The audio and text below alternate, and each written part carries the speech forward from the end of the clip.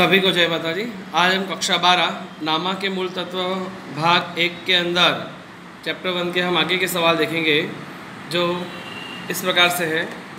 Chapter 1 में देखा जाए तो आज हम आते क्वेश्चन नंबर 10 की ओर, और 10वें सवाल में इस प्रकार से रघुवीर की अंतिम पूंजी 80,000 है। तो हमें यहाँ पे फर्स्ट ऑफ ऑल अंतिम पूंजी दी है, जिसमें चालू वर्ष का आहरण 12,500 का है, माने आहरण हमें दिया है 12,500 तथा लाभ का 17,800 की असर दी हुई है। तो थर्ड पॉइंट हमें क्या दिया है, लाभ। प्रारंभ की पूंजी पर 6% की दर से ब्याज कितना होगा। हमें यहाँ पे क्या ढूंढना है, प्रारंभ की पूंजी पर ब्याज। इसका सबसे पहले हमें प्रारंभ की पूंजी ढूंढनी पड़ेगी। तो आंसर में आए तो प्रारंभ की पूंजी का सूत्र ऐसा है कि प्रारंभ की पूंजी इज इक्वल टू अंतिम पूंजी प्लस आहरण माइनस लाभ। क्या सूत्र है, अंतिम पूंजी प्लस आहरण माइनस लाभ। अब हम देखा जाए तो जो सूत्र में दिया है हमें उसी हिसाब से हम रखते जाएंगे, जिससे हमें आगे का आंसर मिलता जाएगा।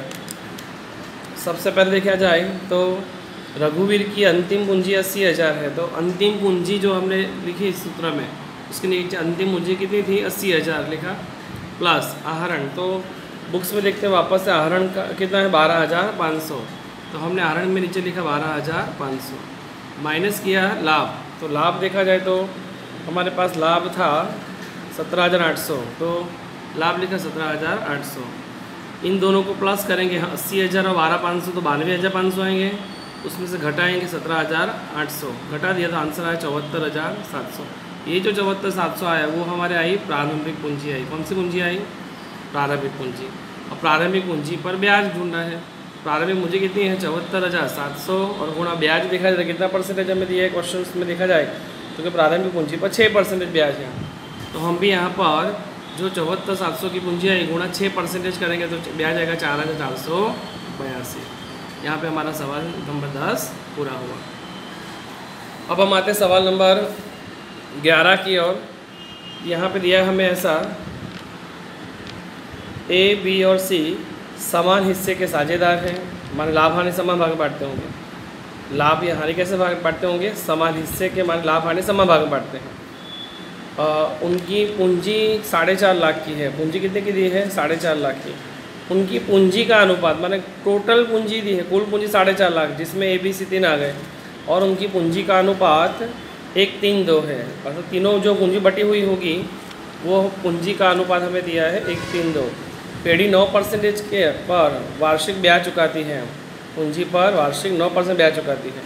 साझेदार सी को पूंजी के ब्याज सहित, माने सी नाम का जो साझेदार उसे पूंजी के ब्याज सहित 73,500 मिले हैं।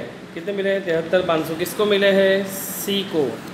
तो साझेदार ए और बी को पूंजी के ब्याज सहित कितना रुपया मिलेगा, माने ए और बी को कितना रुपया मिलेगा वो हमें ढूंढना है। सी का टोटल मिला हुआ लिखा हुआ है 73,500, और ए और बी का हमें ढूंढना है।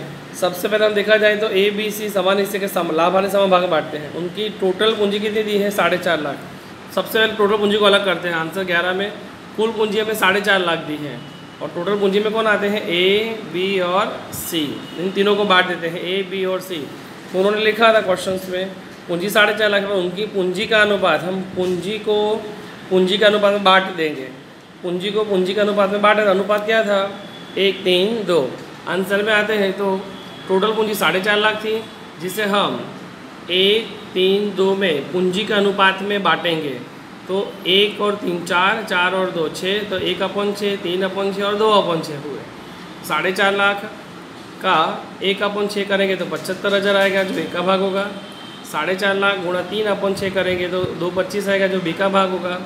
और 4.5 लाख गुणा 2/6 करेंगे तो 1.5 लाख आएगा, जो सी का भाग होगा। मानिए ये जो ए बी और सी की ये आंसर, ये इनकी अलग अलग पूंजी हुई। क्या हुई, इनकी अलग अलग पूंजी। अब पूंजी पर कितना % ब्याज दिया है, 9%। क्वेश्चन में वापस आते हैं हम। पीढ़ी पर पूंजी पर 9% की दर से ब्याज चुकाती है। साझेदार सी को पूंजी के ब्याज सहित 73,500 मिले हैं, माने सबको पहले पूंजी पर ब्याज दे देते हैं। आंसर में आए तो पहले हमारा क्वेश्चन बना था वैसा ही विवरण, साझेदार ए बी सी, पूंजी पर ब्याज 9% है, तो 9% एक ही 75,000 का 9% करो तो ब्याज आएगा 6,750। 2,25,000 का 9% करेंगे तो ब्याज आएगा 20,250 और 1.5 लाख का 9% करेंगे तो ब्याज आएगा सी का 13,500। अब पूंजी पर ब्याज तो दे दिया, ये साझेदार पूरे साल काम करेंगे तो पूंजी पर ब्याज तो देना पड़ेगा। आंसर में उन्होंने लिखा है कि साझेदार जो सी है उसे पूंजी के ब्याज सहित 73,500 मिलते हैं। इसका पूरे साल जब साझेदार काम करते हैं तो पूंजी पर ब्याज तो मिलता ही है, और पूंजी के पर ब्याज के साथ उनको अलग से कुछ लाभ भी मिलेगा।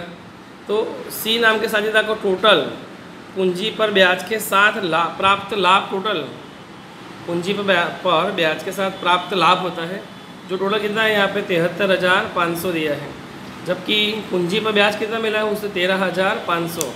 तो यहाँ डिफरेंस की रकम ऐसे कितनी होगी कि इन दोनों का टोटल करेंगे तो 73,500 आएगा। तो 73,500 में से अगर 13,500 निकाल दिया जाए, 73,500 में से 13,500 घटाएंगे तो यहाँ पर आएंगे हमारे पास 60,000 रुपये।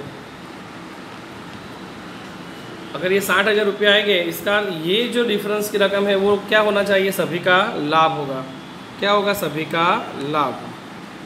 और लाभ हानि में क्वेश्चंस में लिखा है वैसे क्वेश्चन 11 में कि ए बी सी समान हिस्से के साझेदार हैं, माने तीनों का जो लाभ है वो समान भाग में। अगर सी का लाभ 60,000 आया तो बी का लाभ भी कितना आएगा, 60,000 आएगा, और ए का लाभ भी कितना आएगा, 60,000 आएगा। इसका अर्थ ये है कि पूंजी पर ब्याज और लाभ दोनों का जोड़ कर देंगे तभी तो हमें सी में देखो 13,500 और 60,000 तभी 73,500 आए। अगर इसका 60,000 लाभ है तो इसका भी कितना होगा, 60,000, इसका भी कितना होगा, 60,000। क्योंकि लाभ हानि तो कैसे भाग में बांटते हैं, समान भाग में बांटते हैं। यहाँ पे कौन से भाग में बांटते हैं, समान। इससे सभी का हमने 60,000 सामान लिया। अब इसको देखा जाए तो 6,750 और 60,000 कुल लिखेंगे हम यहाँ पे 66,750, जबकि 20,250 और 60,000 इसका होगा टोटल 80,250। इसका अर्थ ये है कि ए को प्राप्त रकम 66,250 है, बी को प्राप्त रकम 80,250 है और सी को प्राप्त रकम 73,500 है। अस्तु, अब हम देखेंगे आज का होमवर्क के अंदर उदाहरण 10 और उदाहरण 11 करना है, जो पेज नंबर 20 पर लिखा है। थैंक यू बेटा।